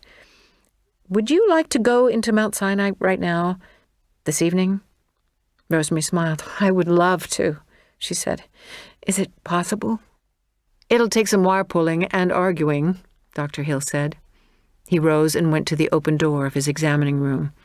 "I want you to lie down and get some rest," he said, reaching into the darkened room behind him. It blinked in ice-blue fluorescent light. "I'll see what I can do, and I'll check you over." He went out and closed the door. Rosemary went to the daybed at the far end of the room and sat down heavily on its blue-covered softness. She put her handbag on a chair. God bless Dr. Hill. When Dr. Hill looked in, she shielded her eyes with her hand and smiled at him. "I've been sleeping," she said. He pushed the door all the way open and withdrew. Dr. Saperstein and Guy came in. Rosemary sat up. They came and stood close to her. Guy's face was stony and blank. He looked at the walls, only at the walls, not at her. Dr. Saperstein said, "Come with us quietly, Rosemary. Don't argue or make a scene, because if you say anything more about witches or witchcraft, we're going to be forced to take you to a mental hospital. The facilities there for delivering the baby will be less than the best. You don't want that, do you? So put your shoes on." "We're just going to take you home," Guy said, finally looking at her. "No one's going to hurt you." The elevator man smiled at her as they crossed the lobby towards him. Diego. The smile, reminding her of her individuality, wakened something in her, revived something. She snicked open her handbag at her side, worked a finger through the keyring, and, near the elevator door, turned the handbag all the way over, spilling out everything except the keys. She looked down stupidly. They picked things up, Guy and Dr. Saperstein, while she stood mute, pregnant, helpless. Diego came out of the elevator, making tongue-teeth sounds of concern. He bent and helped. She backed in to get out of the way, and watching them, she pulled close the inner gate. She pushed the handle, and the car lurched upwards. She walked through the turns of hallway as quickly as she could. A contraction came, but she marched right through it. She was inside, slamming the door as the elevator door opened, hooking in the chain as Guy's key went into the lock. "Open up, Ro," Guy said. "Go to hell," she said. "I'm not going to hurt you, honey. You promised them the baby. Get away." "What are you talking about? Promised who?" "Rosemary," Dr. Saperstein said. "You too. Get away," she said, and pushed the door shut and bolted it. She backed away, watching it, and then went into the bedroom.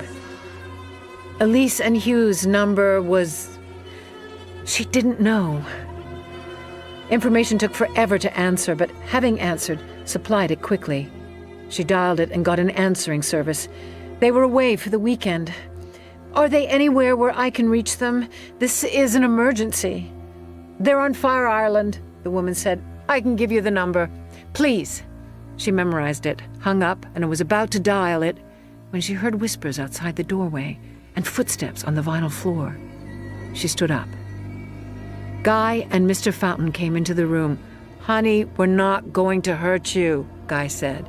And behind them, Dr. Saperstein with a loaded hypodermic, the needle up and dripping, his thumb at the plunger. And Dr. Shand and Mrs. Fountain and Mrs. Gilmore. "We're your friends," Mrs. Gilmore said. And Mrs. Fountain said, "There's nothing to be afraid of, Rosemary. Honest and truly there isn't." "This is nothing but a mild sedative," Dr. Saperstein said, "to calm you down so that you can get a good night's sleep." She was between the bed and the wall, and too pregnant to climb over it and evade them. They came towards her. "You know I wouldn't let anyone hurt you, Ro." And she picked up the phone and struck with the receiver at Guy's head. He caught her wrist, and Mr. Fountain caught her other arm, and the phone fell as he pulled her around with startling strength. "Help me! Somebody!" she screamed. Something was jammed into her mouth and held there by a small, strong hand.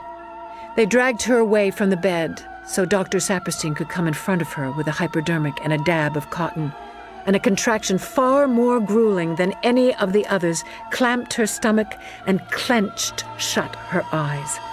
A hand felt her belly, deft all over finger-tipping, and Dr. Saperstein said, "Wait a minute now. We happen to be in labor here." Silence, and someone outside the room whispered the news. "She's in labor." She opened her eyes and stared at Dr. Saperstein, dragging air through her nostrils. He nodded to her, and suddenly took her arm that Mr. Fountain was holding, touched it with cotton, and stabbed it with a needle. She took the injection without trying to move, too afraid, too stunned.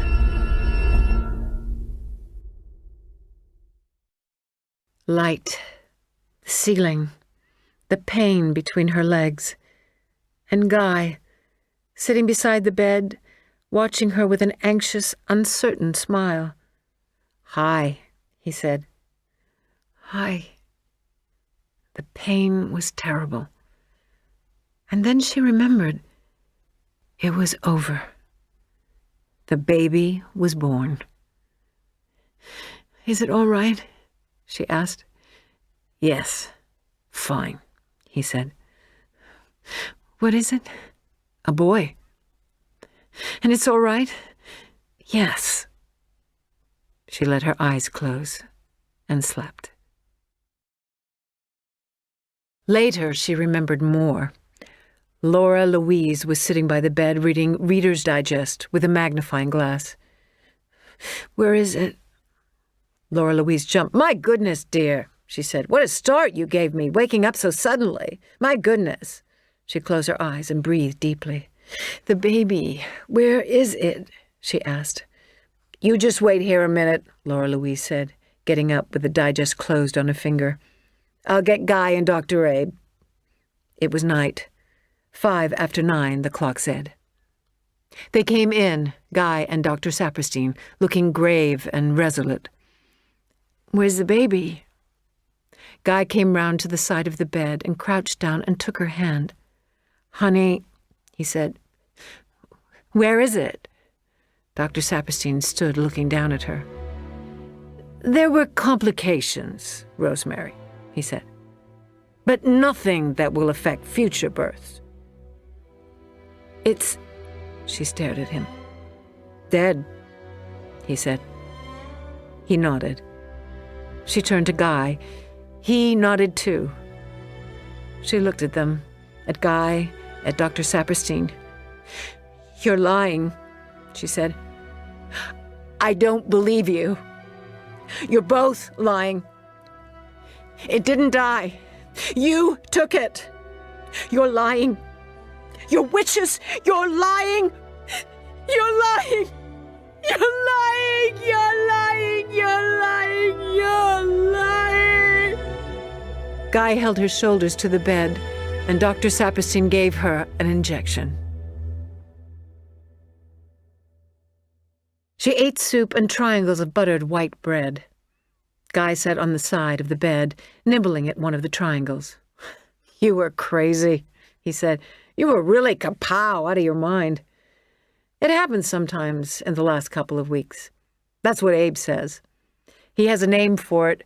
Prepartum, I don't know, some kind of hysteria." She said nothing. She took a spoonful of soup. "Listen," he said. "I know where you got the idea that Minnie and Roman were witches. But what made you think Abe and I had joined the party?" She said, "Why did you trade ties with Donald Baumgard?" "Why did I? Well, what has that got to do with anything?" "You needed one of his personal belongings," she said, "so they could cast the spell and make him blind." He stared at her. "Honey," he said, "for God's sakes, what are you talking about?" "You know. I traded ties with him because I liked his, and I didn't like mine, and he liked mine and didn't like his. I didn't tell you about it because afterwards it seemed like a slightly faggy thing to have done, and I was a little embarrassed about it." "Where did you get the tickets for the Fantastics?" she asked him. "What?" "You said you got them from Dominic," she said. "You didn't." "Boy, oh boy," he said. "And that makes me a witch?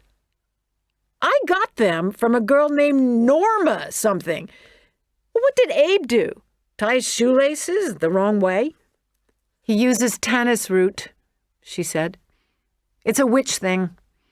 His receptionist told me she smelled it on him. Maybe Minnie gave him a good luck charm, just the way she gave you one."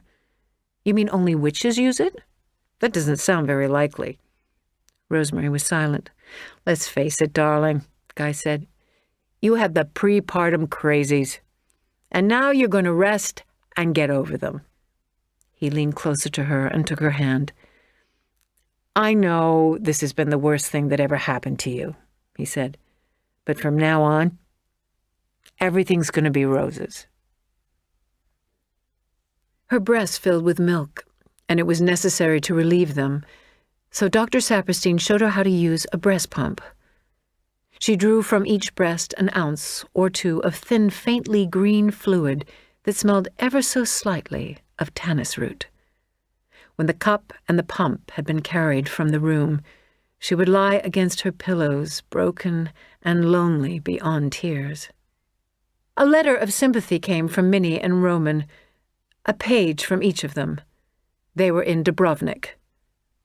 The stitches gradually stopped hurting. One morning, when 2 or 3 weeks had gone by, she thought she heard a baby crying.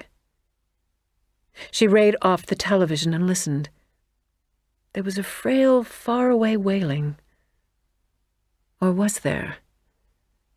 She heard it again that afternoon, and mysteriously, her breasts began to leak. "Some new people moved in," Guy said out of nowhere that evening. "Up on 8. "And they have a baby?" "Yes. How did you know?"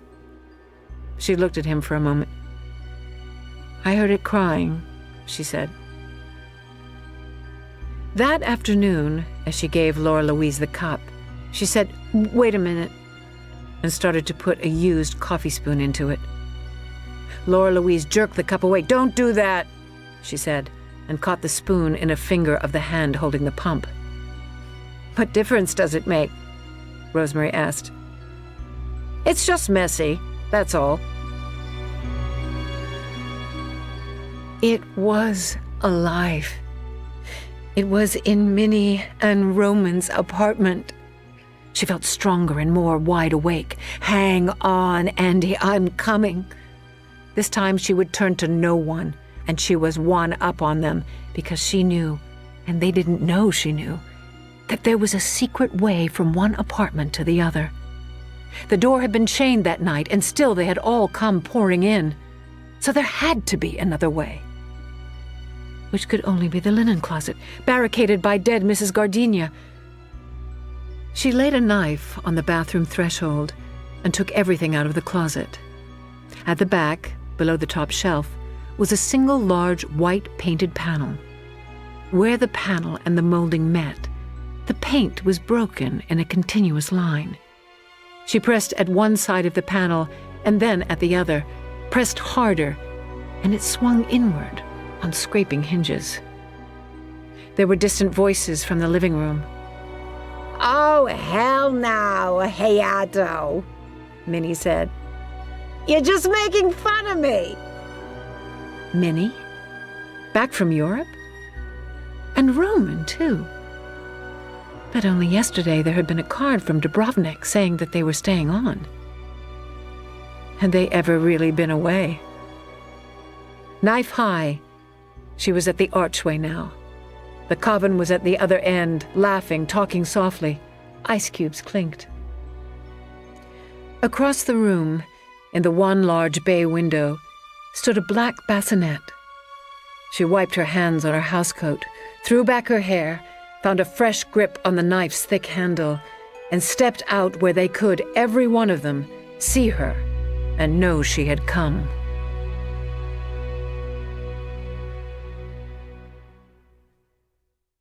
Insanely, they didn't. They went right on talking, listening, pleasantly partying, as if she were a ghost, or back in her bed dreaming. Minnie, Roman, Guy, Mr. Fountain, the Weeses, Laura Louise, and a studious-looking young Japanese man with eyeglasses, all gathered under an over-the-mantel portrait of Adrian Marcato. He alone saw her. He stood glaring at her, motionless, powerful, but powerless, a painting. Then Roman saw her too, put down his drink, and touched Minnie's arm.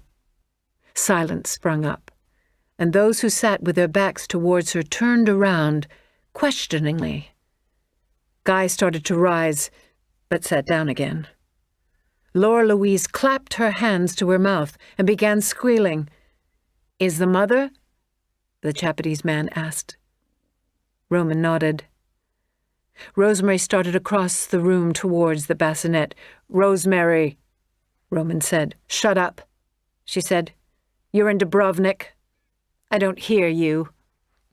"Let her," Minnie said. She watched them until she was by the bassinet, which was angled in their direction. With her free hand, she caught the black-covered handle at the foot of it and swung the bassinet slowly, gently, around to face her. Taffeta rustled. The back wheels squeaked. Asleep and sweet, so small and rosy-faced, Andy lay wrapped in a snug black blanket with little black mitts, ribbon-tied around his wrists. Orange-red hair he had, a surprising amount of it, silky clean and brushed. She reached out to him, her knife turning away. His lips pouted, and he opened his eyes and looked at her. His eyes were golden yellow, all golden yellow, with neither whites nor irises. All golden yellow, with vertical black slit pupils. She screamed at them, knife in hand. "What have you done to his eyes?" "He has his father's eyes," Roman said. "What are you talking about?" she said. "Guy's eyes are brown. They're normal. What have you done to him, you maniacs?" She moved from the bassinet, ready to kill them. "Satan is his father, not Guy," Roman said. She shook her head. "No." Minnie said, "He chose you out of all the world, Rosemary. He brought you and Guy to your apartment there. He made that foolish Terry get all scared and silly, so we had to change our plans. He wanted you to be the mother of his only living son." "Go look at his hands," Minnie said, "and his feet." "And his tail," Laura Louise said. "And the buds of his horns," Minnie said. She turned to the bassinet, let fall the knife, turned back to the watching coven. "Oh, God," she said, and covered her face. "Oh, God. Oh, God. Oh, God. God is dead and Satan lives." She backed away. No. A chair was behind her. She sat down on it and stared at them. "No." Minnie went over and, grunting as she stooped, picked up the knife.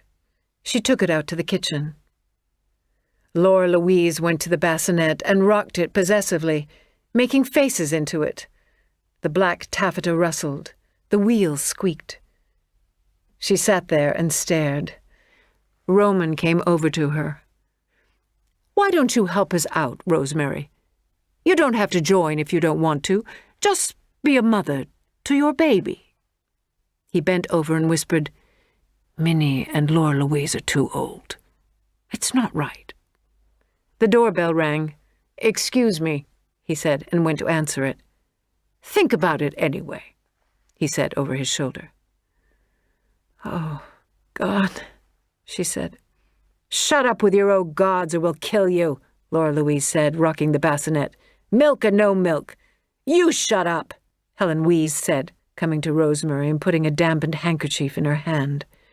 "Rosemary is his mother, no matter how she behaves," she said. "You remember that, and show some respect." Laura Louise said something under her breath. Rosemary wiped her forehead and cheeks with a cool handkerchief. Roman came in holding the arm of a robust, handsome, dark-skinned man in a snow-white suit and white shoes.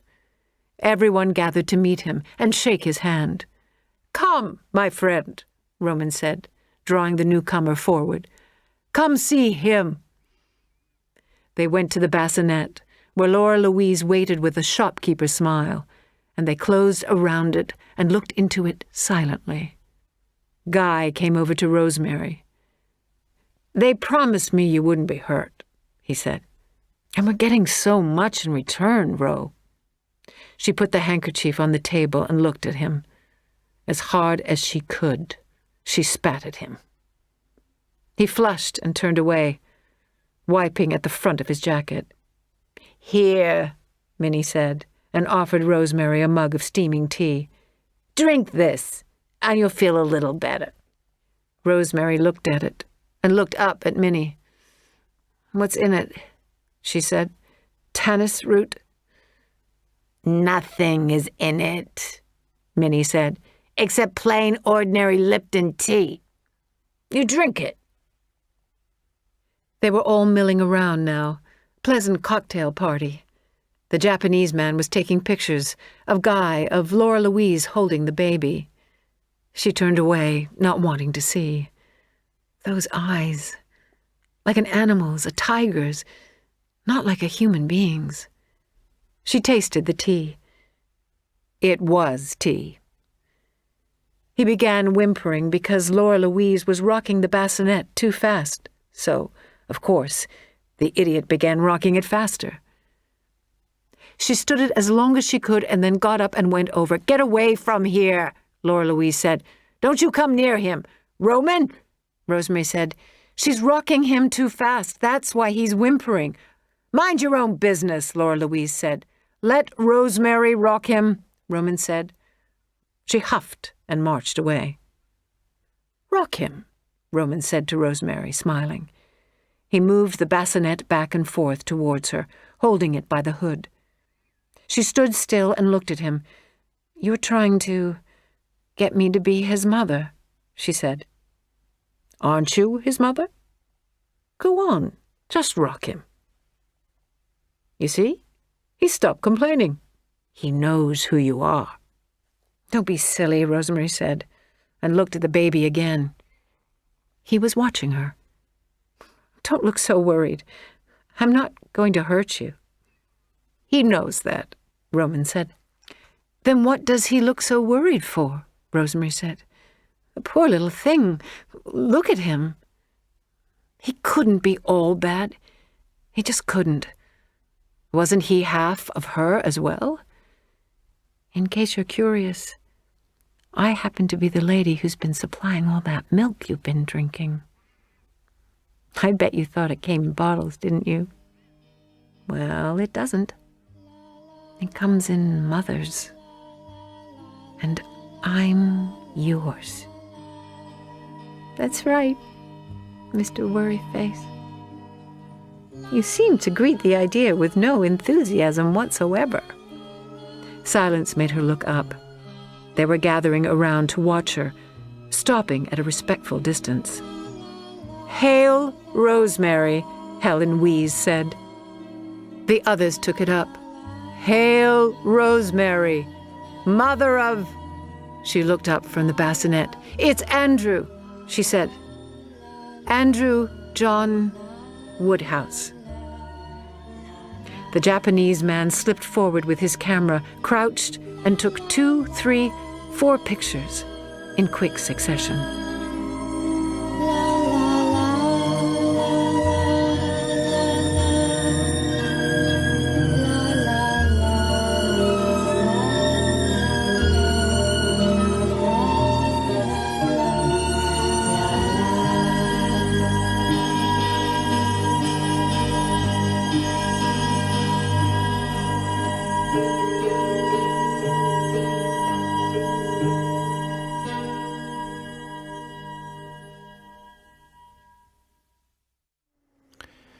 Rosemary's Baby by Ira Levin was abridged by Jeremy Osborne and read by Kim Cattrall.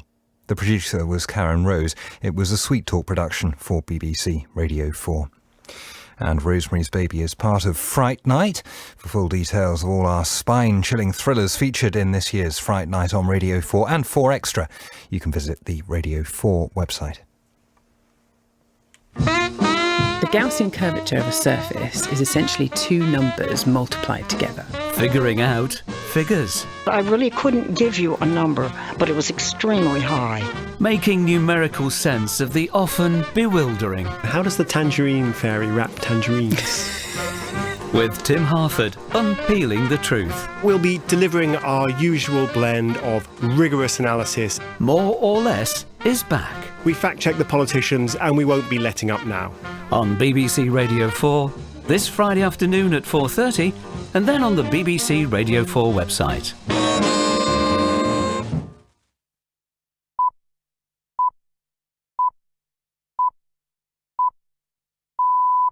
BBC News at midnight. This is Alan Smith. The director of the FBI has been explaining why, less than 2 weeks before the US presidential election, he released details of a new inquiry into Hillary Clinton's use of emails. The French president has said Britain should take 1,500 unaccompanied children who'd been in the jungle migrant camp. Shia militia fighters in Iraq are trying to block supply routes used by the Islamic State group as part of efforts to recapture Mosul. The 10-month political deadlock in Spain has been broken, with Mariano Rajoy being allowed to form a minority government. A hotel described as England's oldest has been gutted by a fire. The director of the FBI has been justifying his decision to tell the American people about a reopened investigation into Hillary Clinton's emails, just 11 days before the country decides if she should be their next president. In a memo to bureau staff, James Comey said he felt obliged to act and that he feared misleading the public if he did not release the information. Previously, the FBI has said Mrs. Clinton was careless to use a private email instead of the government-protected system when she was Secretary of State, but recommended that no charges be filed against her. Mr. Comey has been facing mounting pressure from Democrats to explain the nature and timing of his announcement, as our correspondent in Washington, Laura Bicker, reports.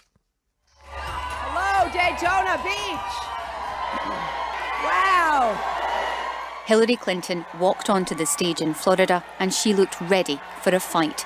The Democratic candidate wants to shift the conversation away from her emails and onto the FBI by asking a question. Why has the Bureau decided to take the unusual step of informing Congress about this investigation? It's pretty strange to put something like that out with such little information right before an election. In fact, it's not just strange, it's unprecedented, and it is deeply troubling. The FBI Director, James Comey, has found himself at the centre of this latest twist in an extraordinary presidential campaign.